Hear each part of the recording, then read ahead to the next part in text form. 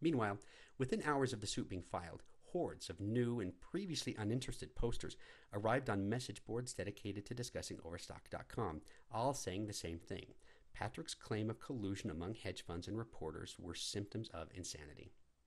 3 of these message board posters' identities are now known. They are John Rock, John Hempton, and Yolanda Holsey. Looking at all these names, I suppose the question one needs to ask is whether, in their responses to the Rocker Gradient lawsuit, we can learn anything meaningful. And the best place to begin finding answers to that question is in identifying relationships that exist among these folks. Now, there are many ways to link people together, some subjective, others objective. As my readers know, I do my best to keep everything as objective as possible, particularly when it comes to establishing associations among those I accuse of bad behavior. So, for the purposes of this exercise, I intend to use a particularly objective measure of interpersonal connectedness, that is, Facebook, a website dedicated to aggregating people by their real-world relationships. 2 things make Facebook uniquely useful for this purpose. First, Facebook has an enormous number of users. And second, in order to be linked together as friends, both parties must consent, unlike many social networking sites which permit unilateral friend declaration. While no one would pretend that being a Facebook friend is necessarily the same as being a real-world friend, it is evidence of 2 people actively affirming some sort of relationship. So let's start with Mark Cahotis, the number 2 guy at Rocker Partners Hedge Fund. Mark Cahotis' Facebook friends include the tongue-tied Jeff Matthews, who, as it turns out, once worked with Mark Cahotis at Rocker Partners and was a columnist at TheStreet.com, a company in which Rocker Partners principal David Rocker is a major investor. We have Barron's writer Bill Alpert, New York Times business columnist Joan O'Sara, John Rock, a New Jersey contractor who, in addition to frequently posting fawning pro-Rocker Partners comments on blogs and message boards under such aliases as Scam and Scam and It's Strange, has made multiple appearances in columns written by Herb Greenberg as an expert on the housing industry. Then there's message board poster John Hempton, who, at the time the suit was filed, handled investment analysis for an Australian hedge fund. According to emails obtained through a separate lawsuit, also alleging a group of hedge funds, including Rocker Partners, and journalists conducted a bear raid against a company called Fairfax Financial, John Hempton actually coordinated those attacks. I'm not kidding. He was the guy. There are other people on Mark Cahotis' friend list, not related to what I outlined so far, but who will come up a little later, so I'll mention them now.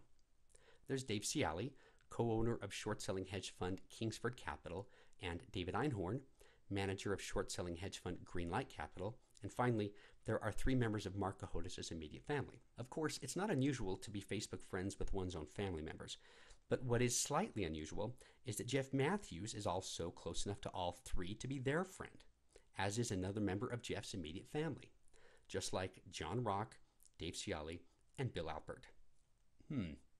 When even your friends' immediate family members are linked to you, it's probably safe to assume that there is a particularly strong bond there.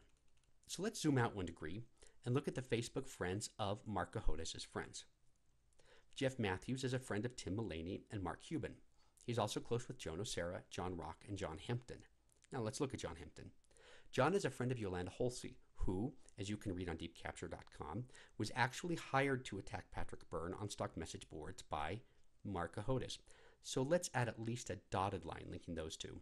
John Hempton is also a friend of both Joan O'Sara and David Einhorn. Bill Alpert is tight with Yolanda Holsey and Dave Ciali. Dave Ciali, Joan O'Sara, and Tim Mullaney bring Dan Colarusso into the fold. Ciali adds another tie to David Einhorn, as well as adding short-selling hedge fund managers Daniel Loeb and David Tice to our growing network. Perhaps predictably, David Einhorn is a friend of David Tice and Daniel Loeb. At this point, our list is fairly small, so let's clean it up. Ron Insana is a friend of David Einhorn and Dan Colarusso. Eric Dash is a friend of Joan O'Sara. Colin Barr is a friend of Dan Colarusso. That leaves 3 names on our list: Roddy Boyd, Bethany McLean, and Herb Greenberg, none of which have Facebook accounts, at least not under their own names. In Roddy's case, given their past working relationship, I think we can confidently connect him to Dan Colarusso. Remember, he's the guy who sought to use his position as editor of the New York Post business page to crush Patrick Byrne. So let's go ahead and link them.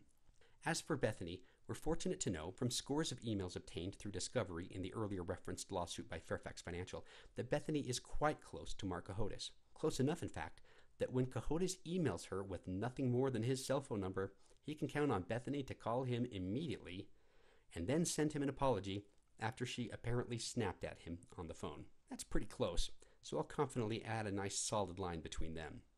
By the way, that email, and the many others between McLean and Cahotis produced in that case, may be the strongest evidence of a non-professional link between any two people on our list.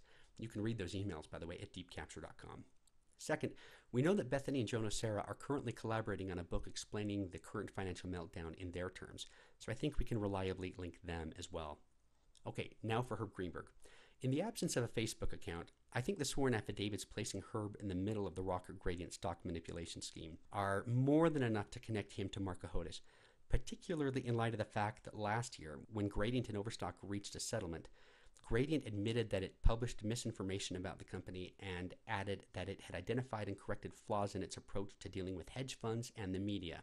Given the nature of the suit, we may safely assume that in this statement, hedge funds refers to Rocker Partners and media refers to Herb Greenberg. We also have this 1998 Yahoo chat transcript in which Herb says he's been quoting Mark Cahotis in his columns for years. So let's make that line nice and bold. Now clearly Facebook can tell us a lot, but not everything.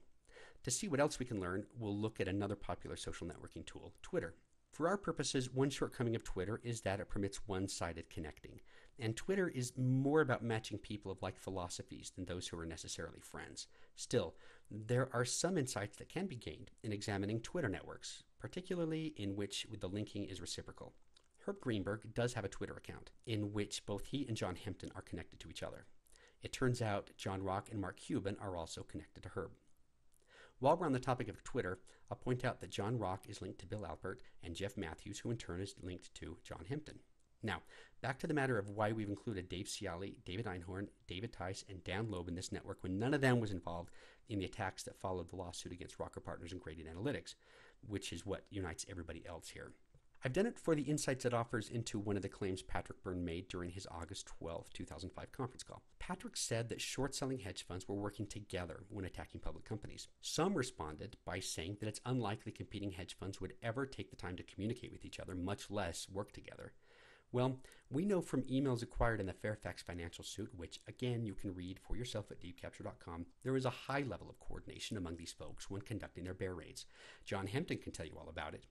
But beyond their professional links, this is evidence that competing short-selling hedge fund managers are also friends, and in some cases, friends with their so-called competitors' families.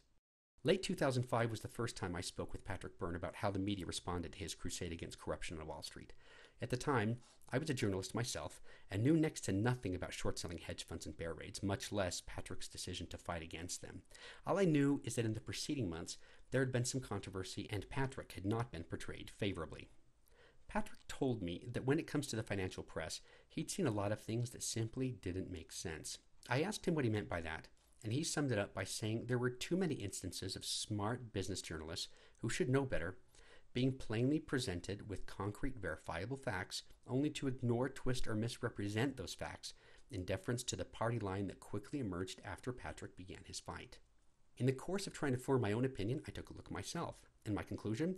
Well, to say some things didn't make sense barely began to describe the situation. That is, it didn't make sense because I didn't have an accurate map. I only could speculate about any personal relationships that might exist between Mark Cahotis and the reporters whose journalistic integrity seemed to be in question. Well, thanks to the advent of social networking, we can be certain, and so can you. Just go to Facebook and Twitter to verify all this for yourself. And when you do, you'll see I'm not the one claiming these relationships exist. They're the ones. I just knew where to look. Now, a brief postscript. To be perfectly clear, I'm not necessarily accusing any of these journalists of being corrupt. I am accusing them all of being part of the deeply flawed culture of Wall Street journalism, where, as this case so clearly demonstrates, relationships get in the way of good, effective reporting. Can you imagine any self-respecting political reporter being a Facebook friend of a politician he or she is supposed to cover, much less be friends with their family members? I'm not saying it's necessarily wrong for journalists and hedge fund managers to associate with one another. What I am saying is that true journalists know better than to become friends with the people on their beats. And should they become friends anyway, true journalists will disclose the conflict at the very least. I believe that the current financial meltdown likely could have been avoided had America's financial press regarded the people on Wall Street with the same degree of suspicion and skepticism with which political reporters regard elected officials. Instead, with far too few exceptions, Wall Street reporting has been offered up by a hero-worshipping cheerleading squad that could not bring itself to ask the hard and unpopular questions. This entire culture needs to change if we're going to get out of this mess. Finally, if you take the time to verify these relationships for yourself, you'll discover that what you see here is far from the full extent of the social networks surrounding and connecting these people. I've cut them back to fit the scope of this little narrative only. The fact is, when put all together, there are at least a dozen more narratives that could explain other instances of ponderous journalism coinciding with short-selling hedge fund bear raids, and many more, including names I'm not even familiar with, I'm certain. You can find the raw data to analyze yourself at deepcapture.com.